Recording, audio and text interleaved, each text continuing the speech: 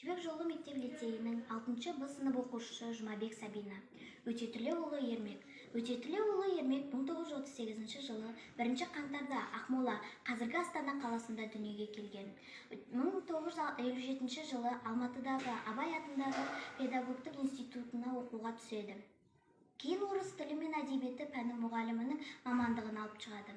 1964-1974 жылы Республикалық Балдырған журналында, 1974-1976 жылы жазушы баспасында қызмет етеді. 1976 жылдан жаңадан ашылған Жалын баспасында аға редактор, редакция меңгерушісі болып қызмет атқарады. Кейін балалар әдебиеті баспасы Балаусада еңбек етеді. Осы үш көркем әдебиет баспаларында 20 жылдан астам жұмыс жасаған баспагердің қолынан жинақтар мен жеке кітаптар редакцияланып, оқырман қауымға жетеді. Ақынның шығармашылығы бірыңғай балаларға арналғандықтан, оның редакторлық қызметі де жас оқырмандар үшін жазылған көркем әдебиетпен тікелей байланысты болады. Баспа және полиграфиясының қайраткері, құрмет белгісімен марапатталған. Тәжірибелі де ыждахатты редактордың еселі еңбегі еленіп, 1976 жылы социалистік жарыс жеңімпазы атты белгімен, ал 1988 жылы ұзақ жылғы қажырлы қызметі үшін еңбек ардагері медалімен марапатталады. 1977 жылы Жалын баспасының үздік редакторы аталады.